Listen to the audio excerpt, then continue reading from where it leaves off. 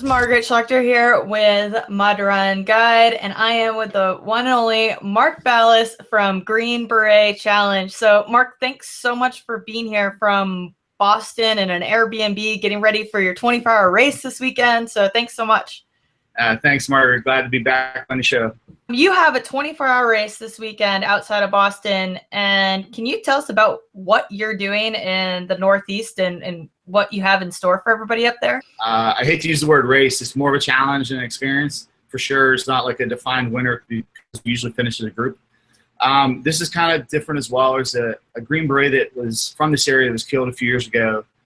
They've done a couple events in the year, and they reached out to us last year to see if we would come up and do something that we could kind of honor him with the Green Beret Challenge and kind of incorporate his hometown, which I have the backing of the entire city, the police department, the fire department, all the local businesses. It's kind of really unique. So I've been spending day and night trying to really map out something really, really cool. But basically, it's a day in the life of a Green Beret. So throughout the 24 hours, the first part, not to give the whole show away, but the first part is similar to what you would experience at Special Forces Assessment Selection, but also see on some of the Green Beret Challenge race courses. The second phase is kind of geared towards training. We take some simple tasks and things that we've done as Green Berets, and we kind of pass it on to our audience. And then phase 3, the participants get to plan and execute a little mini special operations mission.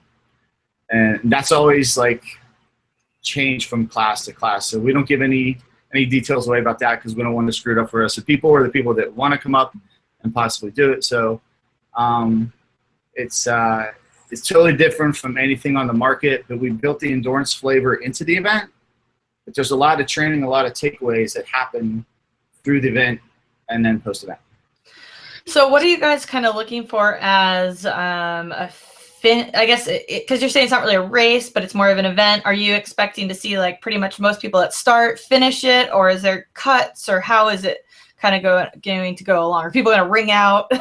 through the actual event behind enemy lines, which this stems from, we do have gates that we want the participants to pass in phase 1. So we do a fitness evaluation, and there are certain times and achievements they need to withstand to get to the next phase.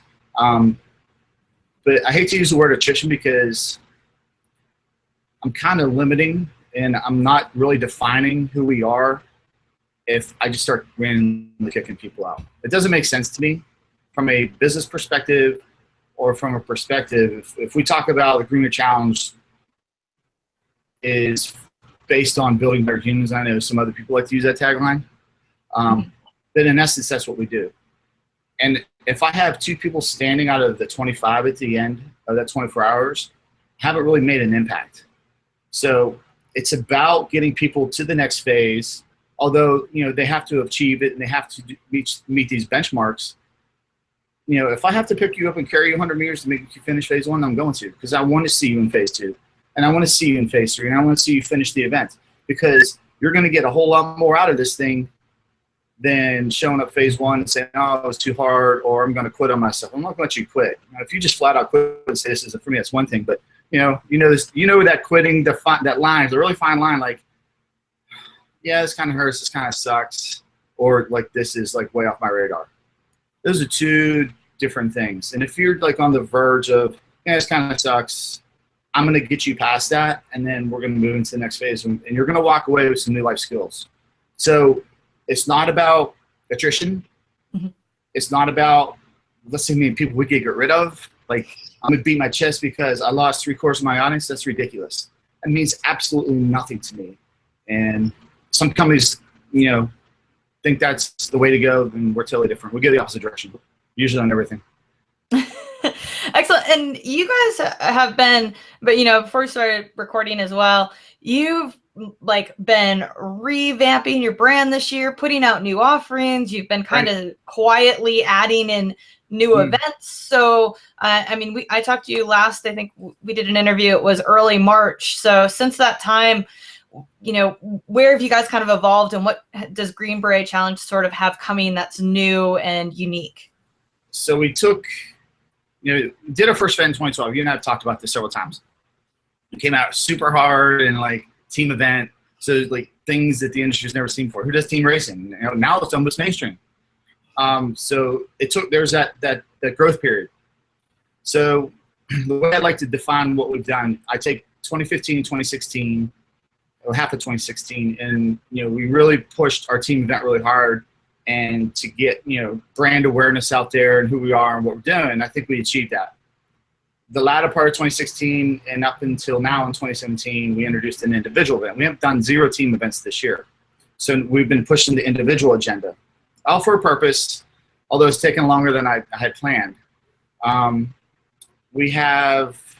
We'll be part of US OCR Championships in Texas. But prior to that, we have 2 events in Georgia. We have a 24-hour behind enemy lines, June 30th. We have our operator course, the individual OCR Challenge in Georgia, July 22nd at the infamous Guardian Centers. And then we will do a Tennessee event, and we will do a Texas event before the end of the year.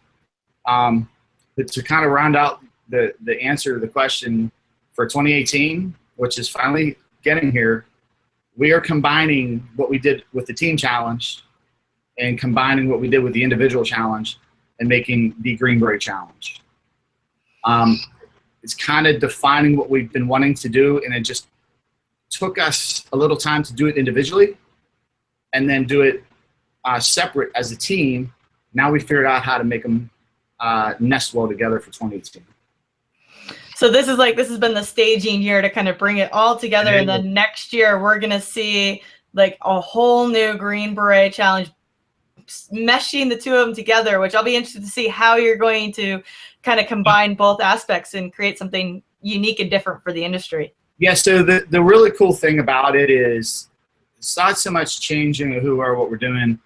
We're going to offer the opportunity to either run as a team or run as an individual on the same course.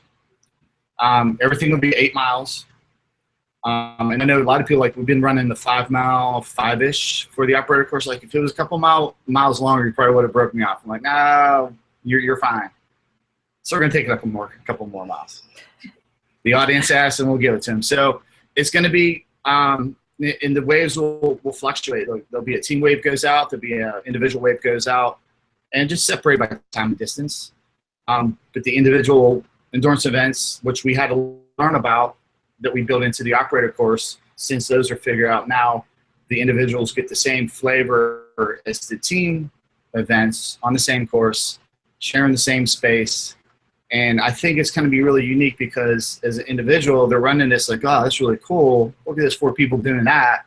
And maybe we have a chance to bring them back and get them back to the Green Challenge as a team. So I think taking 2015, 2016, 2017, yes, it took longer than we wanted to do. Yes, we had a plan. No, we never told anybody. So here we are. Well, it's great. I mean, and how do people, if they want to, sign up for what you guys have going on for this year and get information about those 2018 events as they start to come out, what's the best spot for people to find out about that, like, as soon as the new information comes out? Sure thing. Other than Mud Run Guide. Other than Mud Run Guide, which is absolutely first and foremost. Our Facebook page always has the most up-to-date things, and then greenberetchallenge.com, of course, under events as we start. We're going to add Tennessee and Texas here in the next couple weeks. We're also going on Fox and Friends August 6th and 7th on the morning show. So we'll have 2 days of a great time building a little mini obstacle course challenge for the cast and some of the local athletes up there. So if you're in New York City and you want to be on Fox and Friends, hit me up. August 6th and 7th, we'll bring on the course. It'd be great to have some of our athletes that we've never met from New York City yet on the show with us. greenberetchallenge.com, website's being rebuilt, lots of cool stuff coming. We're excited about introducing the whole crazy combined format in 2018 and see what happens. Well, best of luck to you this weekend with your event in Boston, and I'm sure it's going to be a really unique event and special to have all the different components come together. So best of luck. And Mark, thanks so much from your crazy Airbnb in outside of Boston. Thanks, Margaret. Hopefully we survive this weekend here.